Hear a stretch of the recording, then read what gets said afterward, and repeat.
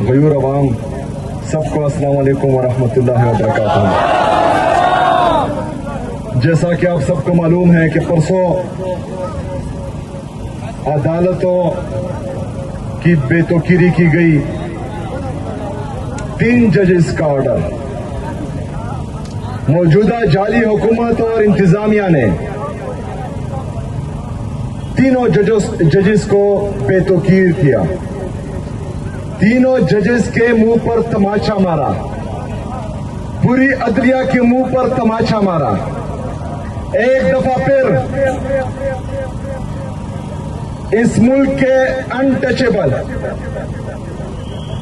اور ان کے لاڈلے جو انٹچیبل بن چکے ہیں، انہوں نے یہ ثابت کیا کہ ہم آئین اور قانون سے بالا تر ہیں۔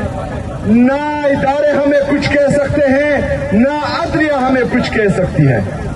ہمارے خلاف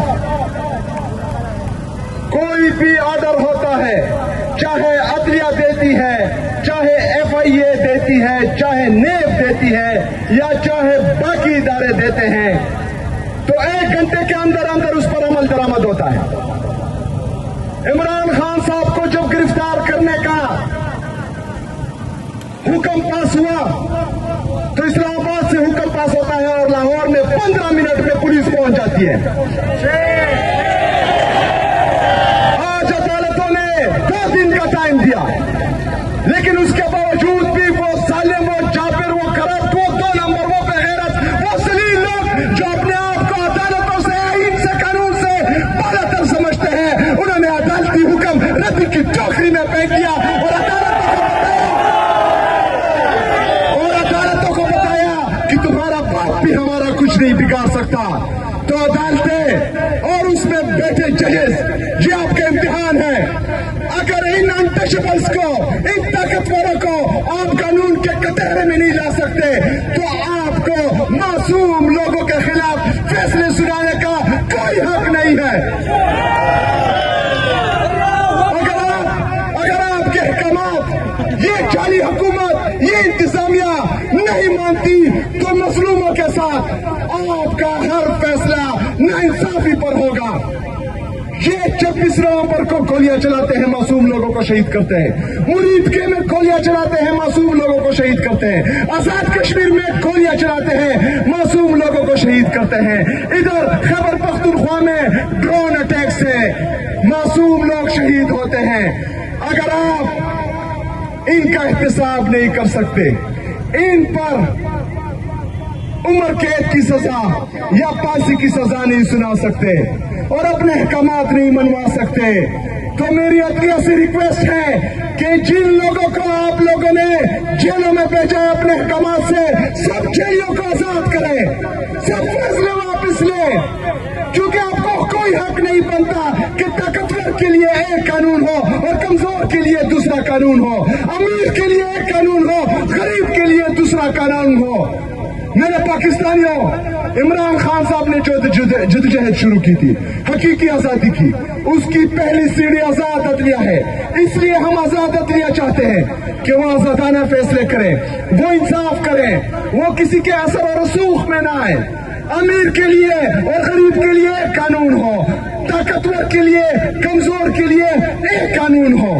میرے پاکستانیوں، اگر یہ حکومت، یہ جعلی حکومت اور یہ انتظامیہ 3 ججز کے آرڈر امپلیمنٹ نہیں کرتی، ان ججز کی بے توقیری کرتی ہے، ان کے منہ پر تھپڑ مارتی ہے، تو میرے پاکستانیوں، میرا پاکستان کا نوجوان یہ سوچتا ہے کہ میرا پاکستان کس طرف جا رہا ہے۔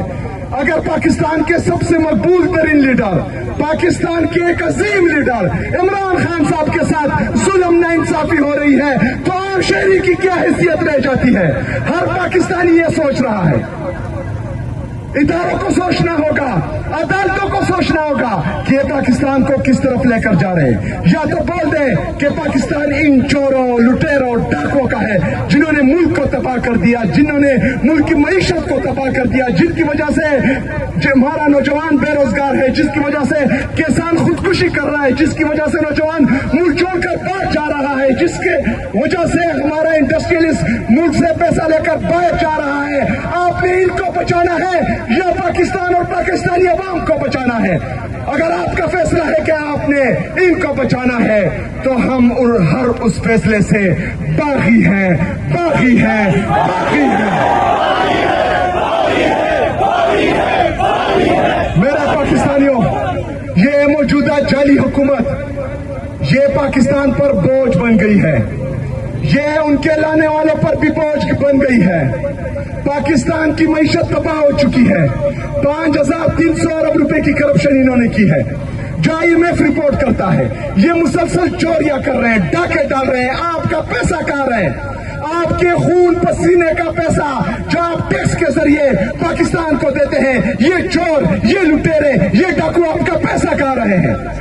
जब किसी सूबे में ईमानदार चीफ एग्जीक्यूटिव होता है तो 77.5 साल में मेरे खैबर पख्तूनख्वा की आवाम आपकी टोटल रेवेन्यू 93 अरब रुपए थी। 1.5 साल में ये रेवेन्यू इंशाअल्लाह ताला 100 अरब रुपए तक पहुंचेगी, मजीद 100 अरब रुपए, यानी तकरीबन इस साल टारगेट हमने 180 अरब रुपए रखा है। लेकिन इंशाअल्लाह ताला मैं आपको ये रेवेन्यू 200 अरब रुपए तक पहुंचाऊंगा। ये होता है इमरान खान का वज़ीर आला, ये होता है जो ईमानदार होता है, ये होता है जो अवाम का सोचता है। ऐसा नहीं कि 5,300 अरब रुपए की करप्शन करो, टैक्स कलेक्शन 1,200 अरब रुपए कम करो और अवाम पर जो है टैक्सेस लगाओ, पेट्रोल महंगा करो, बिजली महंगा करो।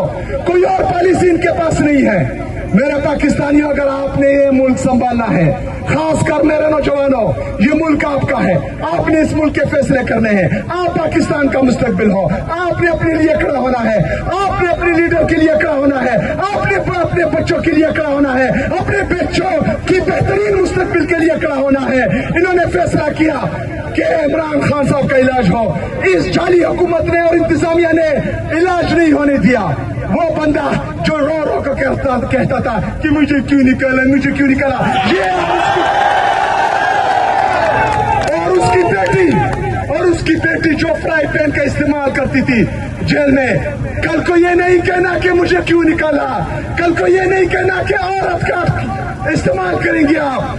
हमारी औरतों को यास्मीन राशिद साहिबा, आलिया हमजा साहिबा, हमारी बाकी खवातीन, इमरान खान साहब की बहनों पर आप लोगों ने सड़कों पर घसीटा है, उनको बालों से खींचा है, उनको सड़क पर गिराया है, उनकी बेतुकीरी की है। कल तो ना आपका औरत कार्ड जो है आपको बचा सकता है, ना आपका मुझे क्यों निकला आपको बचा सकता है। आपने जो परसों हरकत की है, इससे हमारे दिल जख्मी हुए हैं। इमरान खान साहब से हम इश्क करते हैं, इश्क की जुनून की हद तक इश्क करते हैं। आप लोगों ने परसों जो इमरान खान साहब के साथ किया है, हमारा दिल जख्मी है। उनकी बहन का एक एक आंसू हमारे लिए हम पर कर्ज है, उसके साथ हमारा दिल जख्मी हुआ है। इंशाअल्लाह ताला उस एक एक आंसू की कीमत आप चुकाएंगे, उस एक एक दिन की आप कीमत चुकाएंगे जो इमरान खान साहब जेल में गुजार रहा है।